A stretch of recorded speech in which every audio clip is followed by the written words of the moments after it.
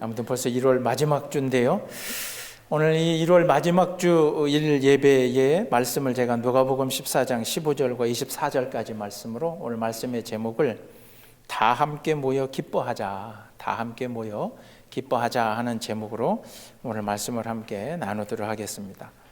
앞서 말씀드린 것처럼 이제 벌써 1월 마지막 주일인데요. 제가 1월 첫 주를 시작하면서 올 한 해 우리 교회가 가지고 있어야 될 기도의 제목, 또 1년 내에 여러분이 좀 고민하시고 기도해 보시고 생각해 보시고 묵상해 보시기를 원하는 그 말씀을 누가복음 17장에 있는 주보 겉면에 있는 표면에 있는 교회 1년의 어떤 기도의 제목처럼 하나님 나라는 너희 안에 있느니라. 하나님 나라는 너희 안에, 즉 내 마음이기도 하고 또 나와 함께하고 있는 내 옆에 있는 사람들, 우리 안에 하나님 나라는 있다 하는 이 말씀이 어떤 의미인가를 올 1년간 좀 묵상해 봅시다 하면서 제가 첫 주를 시작을 했고요. 그리고 지난주에는 그러는 가운데서 하나님이 내 인생의 모든 일들 가운데 좀 가장 중요한, 그래서 하나님의 그 말씀에 하나님의 사랑과 하나님의 그 은혜의 무게가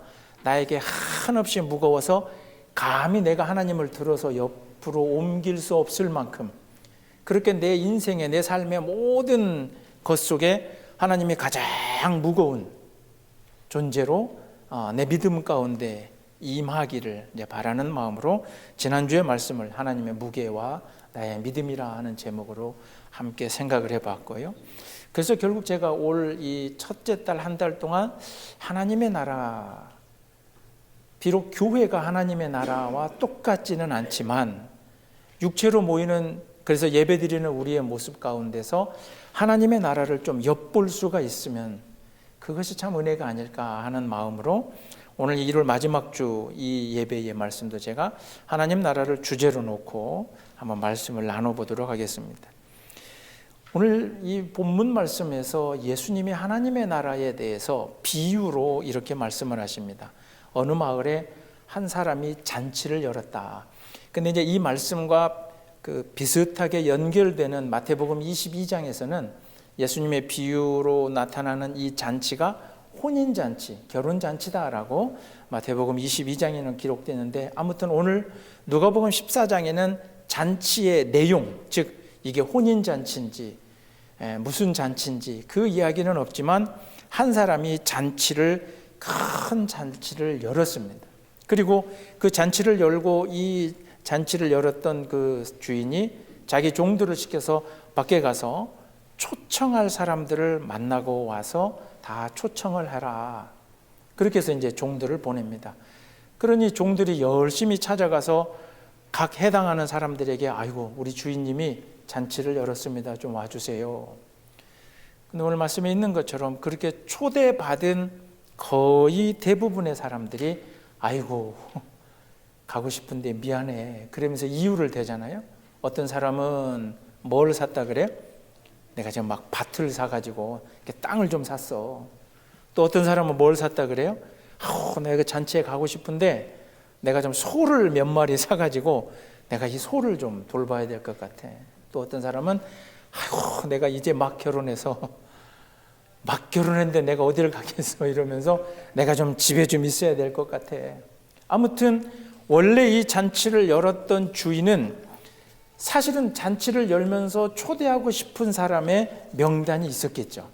이 사람들만큼은 좀 초대를 해야 되겠다 해서 그 종들을 보냈는데 단 한 명도 원래 계획했던 사람들은 이 잔치에 오지를 않았다는 거죠. 그래서 돌아와서 종들이 아이고 주인님, 초청하신 그 모든 분들이 각자 사연은 있지만 아무도 못 온답니다. 그러니까 그 주인이 종에게 21절에 그렇게 이야기하죠. 그러면 지금 당장 밖에 나가서 길가에 가서 골목을 다녀서 그곳에 있는 가난한 사람들, 몸 불편한 사람들, 맹인들, 앞을 볼 수 없는 사람들, 다리를 저는 사람들, 즉 좀 속된 표현으로 절뚝절뚝 걷는 몸이 불편하신 분들, 그러니까 원래 이 잔치에 초대받을 대상이 아닌 그냥 길거리에 가서 무작위로 모든 사람들을 초대해서 데려와라. 그렇게 해서 그 사람들을 데려오는데도 아직도 잔치에 빈자리가 많은 거예요. 그러니까 이 주인이 다시 한번 23절에 다시 한번 명령을 합니다. 이번에는 조금 전에는 마을에 가서 길에 가서 골목에 가서 데려왔는데 이제는 아예 이 마을의 경계 끝에 가서 산에 가서 그리고 그 울타리 가로 즉 자기 동네의 그 경계의 밖으로까지 가서 그곳에 있는 사람들을 데려다가 내 잔치를 채우라. 이제 이 이야기가 예수님이 하나님의 나라에 대해서 비유로 해 주신 말씀인데요. 여러분들이 이미 다 이제 알고 계시는 말씀인데 성경에서는 하나님 나라를 비유하면서 천국을 우리도 그렇게 한글로 이렇게 늘 표현하지만 천국 잔치 또는 뭐 하나님 나라의 큰 잔치 이렇게 이야기하듯이 성경에서도 하나님의 그 사랑과 하나님의 임재하시는 그 나라를 놓고 잔치라고 이렇게 빗대어서 표현하는 곳이 많이 있습니다. 여러분 잘 아시는 것처럼 시편 23편 이 정도는 외우시잖아요. 어떻게 시작하죠? 예, 아시는데 또 그냥 입술 귀찮아 빨리 목사님이 하세요 하는 걸로 제가 생각을 하고 여호와는 나의 목자시니 내가 부족함이 없으리로다. 그렇게 해서 시작하는 시편 23편에 시편 23편 5절에 제가 주보에 적어드린 것처럼 그렇게 연결이 됩니다. 내 원수의 목전에서 주께서 내게 상을 베푸시고 기름을 내 머리에 부으셨으니 내 잔이 넘치나이다. 상을 베푸셨다라고 하는 건 내 원수의 목전 앞에서 나에게 뭐를 열어주시고 잔치를 열어주신다는 거죠. 또 이사야서에 가보면 이제 이사야 선지자가 아시겠지만 이스라엘이 남유다와 북이스라엘로 갈라져 있을 때 북이스라엘이 먼저 망했어요. 그 다음에 이제 남유다도 곧 망해요. 바벨론에게 곧 망하게 되는 그 시점에 남유다의 이사야 선지자가 앞으로 이스라엘 민족은 바벨론에게 망하게 됨에도 불구하고 이사야 선지자가 그렇게 예언을 합니다. 이사야서 25장 6절에 만군의 여호와께서 이 산에서 만민을 위하여 기름진 것과 오래 저장된 포도주로 연회를 베푸신다. 즉 자신들이 앞에서 겪어야 될 운명은 다른 나라에게 망하게 되는 그 상황이지만 그러나 하나님께서는 우리들에게 기름진 것으로 그리고 오래된 포도주가 오래될수록 귀하잖아요. 그 귀한 것으로 우리에게 베푸실 은혜가 있을 것이다. 결국 성경 곳곳에서 구약에서도 그러고 특히 신약에 와서 예수님은 하나님의 사랑과 하나님의 다스림과 하나님이 함께 하시는 것을 잔치로 그렇게 표현하더라 하는 거죠. 우리가 일반적으로 한번 생각을 해보자고요. 어느 집에 잔치가 열렸다. 그러면 제일 먼저 느껴지는 게 어떤 것이 느껴져요? 어느 집에 잔치가 열린대. 그러면 제일 먼저 느껴지는 게 뭐예요? 지난주 말씀드린 것처럼 여러분들은 음식에 별로 관심이 없는지 모르겠지만 저는 어느 집에 잔치가 열린다 그러면 그 집에 떡은 하겠지. 제가 살던 전라북도에서는 잔치가 열린다 그러면 반드시 해야 되는 음식이 있어요. 그게 뭐냐면 홍어 무침이에요. 그 잔치 특히 전라북도는 전라남도는 그 삭힌 홍어인데 전라북도는 그거를 이렇게 또 초장에 이렇게 또 묻혀요. 잔치에 다른 거 다 있어도 그거 없으면 욕 먹습니다. 이런 것도 안 해놓고 우리를 불러서 이런 식으로 전라북도에서는 그래요. 잔치가 열렸다 그러면 일단 풍요롭잖아요. 그러죠? 일단 음식이 많아서 풍요롭고 그리고 그 잔치에 가면 배부르게 먹을 거고 그래서 일단은 제일 먼저 잔치다 그러면 내 육체에 아주 기쁨과 즐거움이 있잖아요. 그런데 그렇게 저처럼 음식만 생각하는 잔치는 조금 어린아이 같은 생각이에요. 진짜 그 잔치가 귀한 잔치가 되는 건 물론 당연히 홍어 무침도 있어야 되고 음식도 있어야 되지만 그 잔치에 뭐가 없으면? 사람이 없으면. 음식을 잔뜩 준비해서 잔치를 열었지만 그 잔치에 그 음식을 먹을 누가 없으면? 사람이 없으면 그 잔치는 외로운 잔치요 쓸쓸한 잔치가 될 수 있는 거죠. 제가 달력을 찾아보니까 2월 10일이 이제 한국의 그 구정, 설날이잖아요. 근데 어렸을 때부터 생각을 해보면 설날에 앞서 말씀드린 것처럼 일종의 이게 명절 잔치인데 설날이 되면 음식이 많잖아요. 근데 단순하게 아이들이었을 때는, 어린아이였을 때는 음식이 많으니까 막 기쁘고 좋을 줄 모르지만 나이가 들수록 명절이 찾아오면 뭐 때문에 더 기쁘고 감사하냐면 누가 오잖아요. 누가 와요? 누가 와요? 제일 보고 싶은 자식놈들이 오잖아요. 평소에는 안 오다가 그래도 어떤 명절이 되면 그때가 되면 자식이 오잖아요. 그러면 집이 넉넉해서 음식을 많이 만든 집이나 아니면 정말 집이 어려워서 음식을 많이 준비를 하지 못한 집이나 부모가 이 잔치라고 나에게 누군가 찾아오는, 사람이 찾아오는 것, 그것에 대한 기쁨과 감사함은 음식을 막 비싼 음식을 해놓고 돈이 없어서 많이 못 해놓고 이런 것과 관계없이 그저 그냥 자식이 온다면, 누가 나를 좀 찾아온다면, 이 명절에 나를 홀로 있게 하지 않는다면 그러면 그것만으로도 얼마나 기쁘고 감사하겠느냐라고 하는 거죠. 그래서 저는 그렇게 말씀드리고 싶어요. 하나님 나라의 그 잔치가 기쁘고 감사하고 영광된, 오늘 말씀에도 주인이 다 준비해서 초청을 한다 그러잖아요. 하나님 나라가 천국이 될 수 있는 이유는 우리가 늘 그렇게 어린 단계에서 생각하듯이 그 나라 가면 먹을 게 많고 그 나라 가면 더 이상 아프지 않고 그 나라 가면 뭔가 다 되고 뭐 이런 것도 하나님 나라의 한 특성이지만, 성숙한 크리스찬들이 바라보는 천국은 그 나라에 가면 더 많은 사람들이 모여서 뭘 한다? 서로 사랑할 것이다.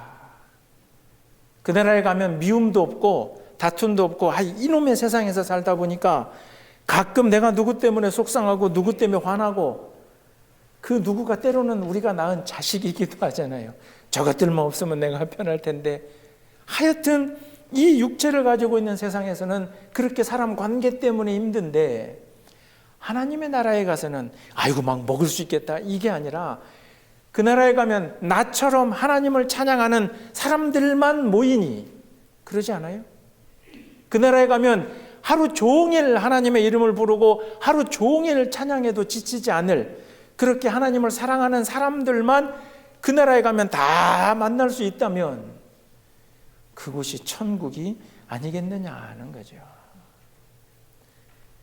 그런 천국을 바라고 원하는 여러분이 되시기를 주님의 이름으로 축원합니다. 사람 만나러 가는 곳이에요. 그러니까 이 목사임에도 불구하고 가끔 어떨 때 어느 성도들이 미울 때가 있어요. 그럼 제가 회개하면서 기도하죠. 하나님, 나중에 저분도 천국에 올 텐데 그곳에 가서 제가 싸우면 어떻게 하나요? 그러니까 가기 전까지 하나님이 제 마음속에 그 마음을 아마 녹여주시든지 없애주시든지, 그렇게 된 다음에 하나님 나라에 데려갈 거고, 만약 끝까지 그 마음이 사라지지 않으면 저는 그 나라에 못 가겠죠. 그 나라에서는 미움이 없어요. 하나님의 나라는 잔치예요. 기뻐해야 돼요. 풍성해야 돼요. 먹을 것뿐만 아니라 사랑이 넘치는 곳이 잔치예요. 그러니까 우리가 가야 될 하나님의 나라는 그렇게 사람이 사람 때문에 상처받고 사람이 사람 때문에 화가 나고 사람이 사람 때문에 아픈 게 아니라, 하나님이 창조해 준 이 세상에서 나 이외에 또 다른 사람을 만나서 같이 하나님을 찬양하고 기뻐하고 감사하는, 그게 그냥 영원히 지속될 나라로서의 하나님의 나라가 바로 천국이요 천국 잔치다 하는 거죠. 오늘 이 말씀에서 예수님이 그래서 하나님의 나라를 잔치로 비유했는데, 첫 번째 초청했던 사람들을 한번 가만히 보세요. 이 사람들이 왜 그 잔치에 못 간다고 이야기를 했냐면, 첫 번째 뭐를 샀다 그래요? 제일 먼저 밭을 샀어요. 그 다음에 또 뭘 샀어요? 소를 샀어요. 그 다음에 뭘 했어요? 막 장가 갔으니까 깨소금이 넘쳐서 내가 집에 있어야 되는데 어디를 가요? 근데 여러분 가만히 생각해 보세요. 이 세 가지 다 비유지만, 예수님의 비유지만 어쩌면 오늘 이 시대에도 이렇게 다 똑같은지 모르겠어요. 밭을 사는 것 어떤 거예요? 재산이잖아요. 그러죠? 재산을 불리고 있는 일이잖아요. 소를 샀다는 것, 그 산 밭을 잘 굴릴 수 있는, 즉 자기 직업과 관련된 일이잖아요. 세 번째, 결혼했으니까 가정이라는 것. 아니 우리가 사는 인생 가운데 가장 소중한 거잖아요. 이 세 가지가 다 쓸모없으니 다 버리고 무조건 와라. 그게 아니에요. 가만히 생각해 보면 밭을 샀는데 이 밭이 하루 동안 내가 안 돌본다고 어디 사라지나요? 내가 어제 밭을 샀는데 오늘 내일 잔치 오라는데 내가 이 밭을 내가 하루 안 돌보면 이 밭이 막 발에 달려서 도망가나요? 그거 아니거든요. 소를 5개를 소를 샀어요. 그러면 이 소를 사서 이제 앞으로 물론 교육을 시켜야 되죠. 그 쟁기를 매서 밭도 가를 훈련도 시켜야 되고. 근데 소를 훈련시키는 게 그날 딱 하루 훈련 안 시키면 이 소가 갑자기 말이 되나요? 훈련 안 시켰다고? 그것도 아니거든요. 가정 소중하죠. 근데 이제 막 장가 갔으면 여기 다 결혼해 보셨으니까 알겠지만 결혼은 결혼한 순간 끝이 아니라 그때부터 시작이잖아요. 막 결혼해서 그 초창기에 너무도 기쁘고 감사하지만 그 뒤부터 이 결혼은 만들어 가야 되는 거예요. 결국 어떤 의미냐면 밭이나 소나 내가 돌봐야 될 가정이나 영원토록, 아니 긴 시간 동안 오랫동안 반드시 내가 이걸 필요 없다는 게 아니라 내가 해야 될 일들이에요. 다만 그 일들하고 지금 나를 초청해 준 이 잔치의 성격이 앞서 말씀드린 것처럼 마태복음 22장에서는 혼인잔치라 그러잖아요. 그러면 그 혼인잔치라고 한다면 이 잔치의 중요한 그런 특성은 그날 하루에 있는 거잖아요.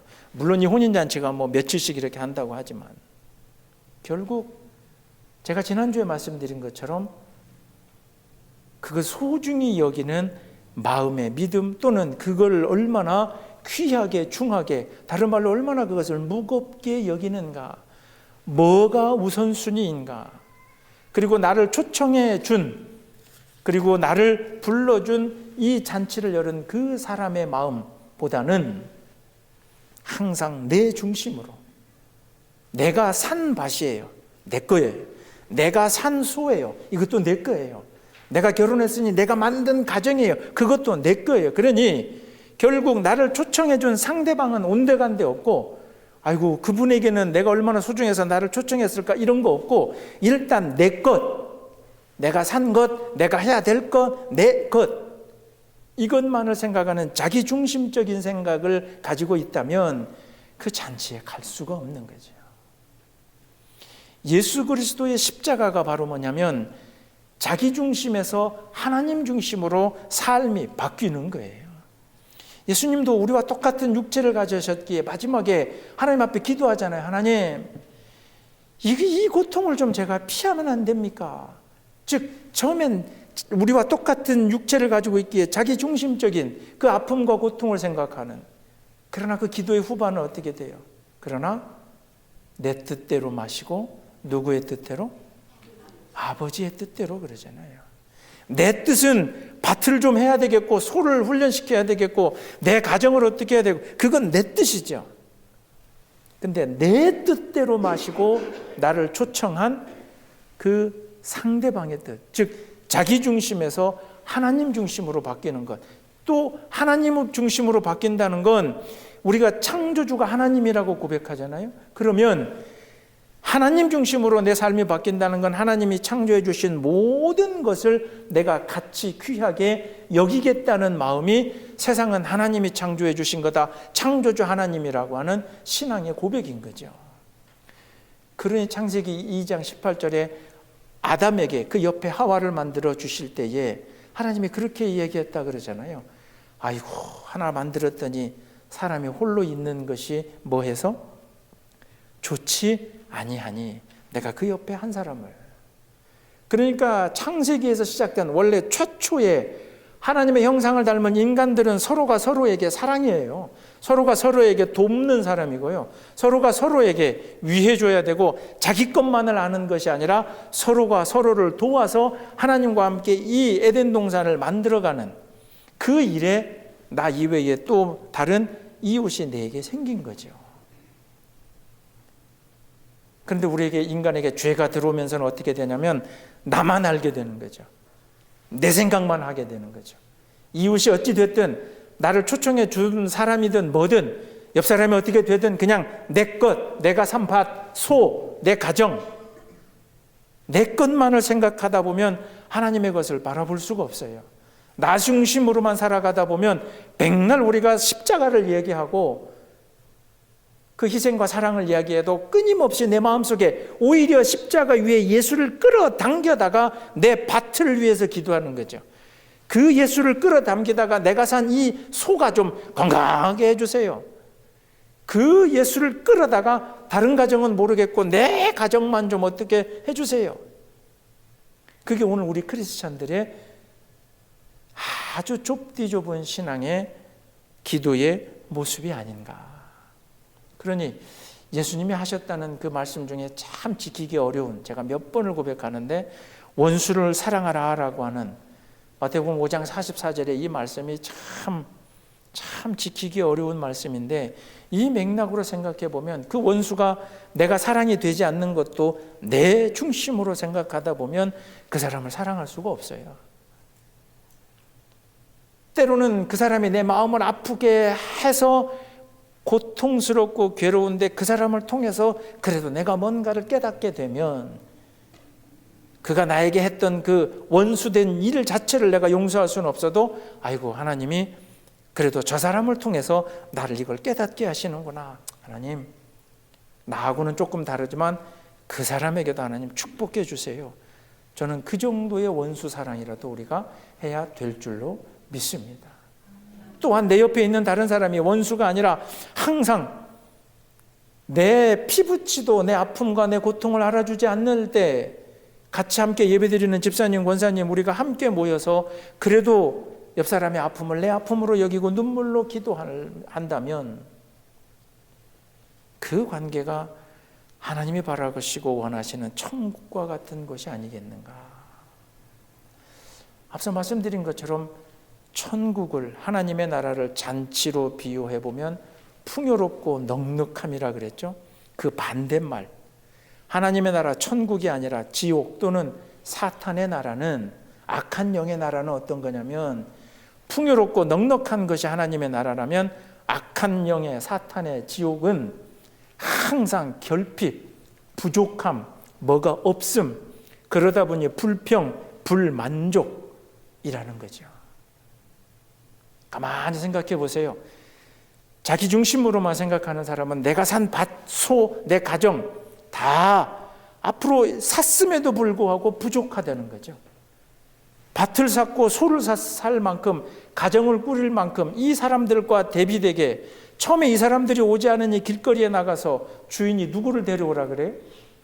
길거리에 나가서 환자들, 가난한 자들, 앞을 못 보는 사람들, 즉 쉽게 말하면 흔히 잔치에 초대받아 본 적이 없는 그 사람들이라도 데려오라 그러잖아요.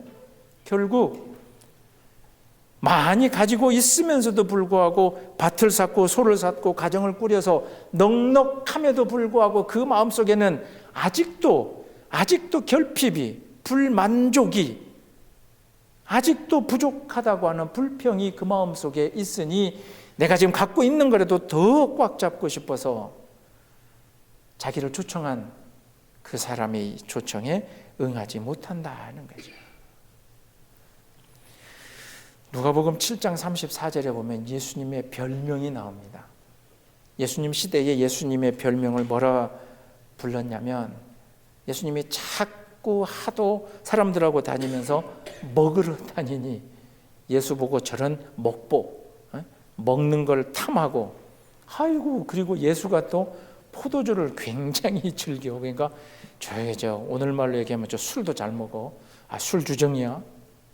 그리고 또 세 번째 별명이 뭐냐면, 이 유대인들은 평소에 같이 옆에 하지 않는 세리와 죄인들과 함께 다니면서 세리와 죄인들의 친구다. 이게 누가복음 7장 34절에 나오는 예수님의 별명이에요. 먹기를 탐하고, 그리고 그놈의 포도주를 늘 마시고, 그리고 세 번째로는 이 당시 시대에 사람 같지 않은 사람들하고만 어울리는. 근데 여러분 한 가지씩 따져보세요. 예수님이 먹기를 탐한 건 맞아요. 자주 드셨어요. 보면 맨날 어디 가서 먹었. 근데 생각해 보세요. 혼자 안 먹었어요. 5,000명을 먹이시잖아요. 그 광야에서, 그 들판에서 먹을 게 없었던, 그리고 그 사람들을 다 먹일 돈도 없었던 그 상황에서 그 자리에 있었던 5,000명은 기적을 경험하잖아요. 모두 함께 그 자리에서 먹잖아요. 다른 곳에서는 7,000명을 또 먹이신 사건도 있어요. 먹기를 탐하셔서 자주 먹었지만 혼자가 아니라 항상 다른 사람과 예수님은 함께 드셨다 하는 거죠. 두 번째, 포도주, 술을 자주 드신다. 예수님이 알코올 중독자가 아니라 예수님이 물로 포도주를 만들어서 그 결혼잔치, 혼인잔치를 기쁘게 해주셨잖아요. 또 예수님이 마지막 십자가에 달리기 전날 예수님은 그 포도주를 가지고 뭐를 해요? 12명의 제자들과 예수를 하나로 묶어 놓잖아요. 이 포도주가 앞으로 내가 너희들을 위해 흘릴 피로 기억하고 기념하여 이것을 먹고 마실 때마다 나를 기억하라. 그러니 예수님이 마셨던 그 포도주로 오늘 이 시대에 우리까지도 예수와 그 포도주로 우리가 연결이 되잖아요. 성찬식 때 그 포도주를 마시면서 주님의 그 거룩한 보혈의 피가 내 안에라고 우리가 그렇게 고백하잖아요. 포도주를 마셨어도 주님이 혼자 마신 것이 아니라 그 포도주를 통해서 사람들을 연결하신 분이에요.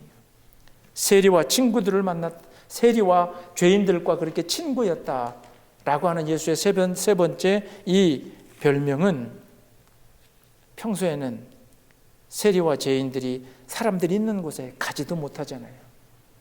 평소에 그 사람들은 얼마나 외로운 사람들이에요. 유대인들 사회에서 누가 옆에 오지도 않잖아요. 죄인이라고, 손가락질하고. 그러나 예수는 그들이 혼자 있는 것이 안타까워서, 그들이 손가락질 받는 게 안타까워서 자신도 유대인임에도 불구하고, 자신도 율법을 알고 있음에도 불구하고 그 사람들을 가서 껴안잖아요. 그 사람들과 함께 밥을 먹잖아요. 그 사람들과 함께 나누잖아요. 결국 예수님이 가졌던 이 세 가지 별명, 먹기를 탐하고 마시기를 탐하고 그리고 죄인들과 친구다라고 하는 이 세 가지 모두가 다 목적은 하나죠. 예수님이 홀로 있고 싶어서가 아니라 예수님이 사람들하고 함께 하고 싶으셨던 거죠. 그래서 십자가가 바로 그거예요. 나 혼자가 아니라 예수님 당신만을 생각했으면 하나님 이 고통을 나에게서 없애주세요. 십자가 안 매겠습니다. 그런데 그게 아니라 예수님이 십자가에서 온 인류를 오늘 우리까지도 다 구원하시기 위해서 자기는 사라지고 사람들에게로, 자기만 먹는 것이 아니라 함께 먹고 자기만 마시는 것이 아니라 함께 마시고, 그냥 나는 거룩하니 됐다가 아니라 홀로 쓸쓸히 외로워서 손가락질 받는 사람들, 그 사람들과 함께 하다가 예수님이 얻어진 별명이 바로 먹기를 탐하고 마시기를 탐하고 죄인과 세리들의 친구였다. 오늘 차라리 여러분들도 그런 별명을 얻으시는 은혜가 있기를 주님의 이름으로 축원합니다. 우리 양우리교회는 좀 그러면 좋겠어요. 저기 가면 막 먹어. 저기 가면 막 마셔. 이것도 오해가 되면 포도주를 먹고. 다른 사람들은 몰라도 저기 가면 그래도 막 사람들이 이렇게 혼자 놔두지 않고 함께 해. 근데 오늘 이 잔치로 초대했다는 이 말씀 가운데 제가 가장 관심 있게 바라보는 것은 가장 뒷부분입니다. 성경을 가지고 계신 분들 혹시 23절을 같이 한번 눈으로 봐주세요. 종들이 나가서 두 번째로 골목에 나가서 사람들을 다 데려오고도 아직 잔치가 꽉 채워지지 않았어요. 그러니까 23절에 주인이 이 종들에게 또 한 번 보내잖아요. 주인이 종에게 이르되 길과 산 울타리 가로 나가서 사람을 강권하여 데려다가 내 집을 채우라. 첫 번째 초대받은 사람들한테 거부받아서 다 거부했어요. 두 번째 길에 나가서 그냥 아픈 사람들 골목에 나가서. 근데 이 사람들 가지고 안 되니 세 번째로 보낸 것은 23절에 보면 길과 산 울타리 가로, 그러니까 아웃사이드예요. 결국 23절에 해당되는 이 사람들은 누구냐면 병이 있어도 몸에 전염병이 있어서 동네에 살지 못했던 사람들이에요. 우리가 성경에서 여러 곳에서 보면 귀신 들려 또는 병이 심하게 들린 사람은 그 공동체에서 못 살고 저 밖으로 나가 있잖아요. 이게 다른 말로 표현하면 사람 취급받지 못했던 사람들이에요. 누가 찾아오지도 않을 뿐 아니라 이 사람들이 찾아가고 싶어도 다른 사람들이 밀어내던 사람들이에요. 그나마 두 번째로 불렀던 골목에 가서 길거리에 가서 병자들을 저는 사람, 안 못 보는 사람, 그래도 그 사람들은 공동체에 있었던 사람들이에요. 근데 23절에 있는 마지막에 이 사람들은 사람 취급받지 못하고 산이나 울타리 그러니까 완전히 동네 밖에서 그냥 외롭고 쓸쓸한 정도가 아니라 사람 취급받지 못하고 살던 사람들이에요. 이 사람들이라도 23절 후반에 보세요. 이 사람을 강권하여 데려다가 내 집을 채우라. 우리 크리스찬들이 크게 오해하는 메시지 중에 하나가 23절이에요. 전도할 때마다 맨날 그래요. 사람을 강권하여 데려다가 내 집을 채우라. 그러니까 밖에 나가서 전도할 때 예수 믿으라고 막 어찌해든지 간에 막 데려다가 채워라. 우리가 그렇게 오해를 하는데 맥락을 놓고 보면 여기에서 이 강권하다는 설득이에요. 이게 뭐냐면 말씀드린 것처럼 전염병이나 혹은 사람들과 함께 살 수 없을 상태로 저기 동네 밖에서 있던 사람들은 단 한 번도 초청 받아본 적이 없겠죠. 그러죠? 단 한 번도 잔치는 관두고 사람들 곁으로 오라고 초대받아 본 적도 없을 겁니다. 그러니 그 사람들에게 갑자기 어떤 사람이 찾아와서 우리 주인이 오랍니다. 가겠어요? 안 가겠죠. 아이고 내 상태가 이런 이분 아마 어찌 보면 평생 가도 이런 초청을 처음 받아봤을 거예요. 그러니까 이 사람들은 다른 이유에서 첫 번째로 밭을 사고 소를 사고 가정을 꾸려서 거절했던 사람들은 자기중심적으로 거절을 했지만 이 세 번째는 한 번도 초대받아 본 적도 없고 또 자기들이 그 잔치에 가면 잔치가 망가지고 분위기가 깨질 것을 충분히 아는 사람들이에요. 그래서 이 사람들은 또 다른 이유에서 아이고 저는 못 갑니다 라고 이야기를 했을 거예요. 그러니 그렇게 거부하는 사람들은 23절에 강권하여, 다른 말로 하면 더욱더 사랑하는 마음으로 끌어안고라도 데려오라는 거죠. 사람 곁에 와본 적도 없고 초대받아본 적도 없고 사람으로 취급받지 못했던 그 사람들은 그냥 오세요 초청이 아니라 가서 뭐하라? 껴안고 강권해서 데려와라. 그래서 내 집을 채우라 하는 거죠.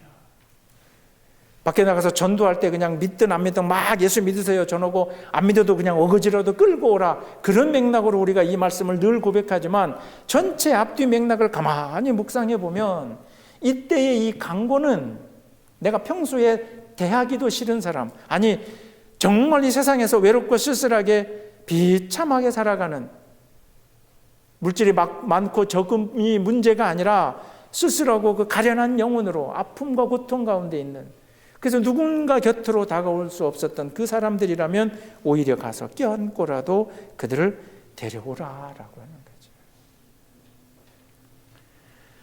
첫 번째 초청받았을 때 거부했던 소 사고 밭 사고 가정을 꾸렸던 이들이 제일 먼저 사실은 이 잔치에 왔어야 되지만 그들로 인하여 잔치가 텅텅 비워졌고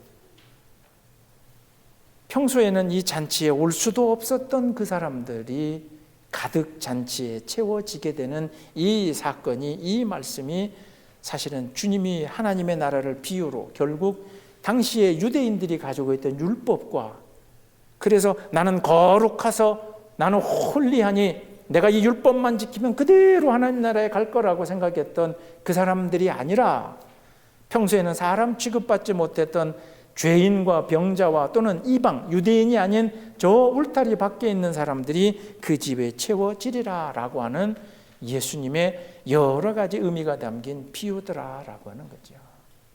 저는 이 비유를 가지고 제가 올해 첫 번째 주일에 말씀드린 것처럼 우리 교회가 하나님 나라와 이퀄은 아니에요. 교회가 하나님 나라입니까? 제가 질문 던졌잖아요.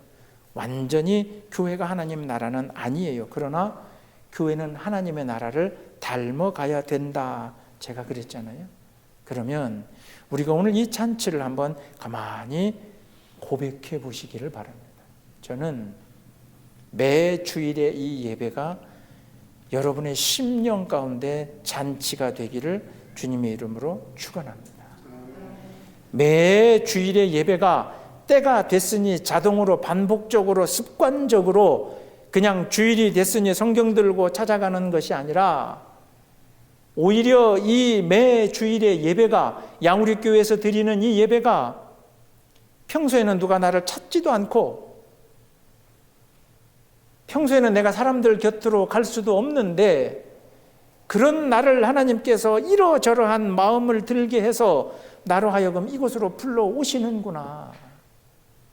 나로 이 잔치를 채우게 하는구나 하는 그런 신앙의 고백으로 이 주일을 찾는 여러분이 되시기를 주님의 이름으로 축원합니다.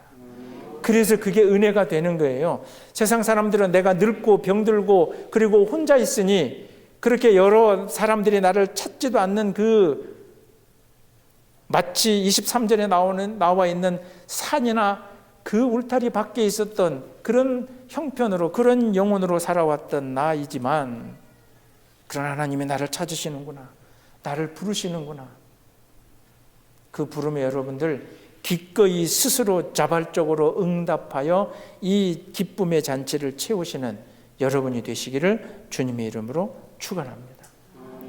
사람이 많아지는 것, 숫자가 늘어나는 게 문제가 아니라 정말 이 잔치를 잔치로 여길 사랑 가득한 사람들이 이 제단에 채워지기를 저는 간절히 기도합니다.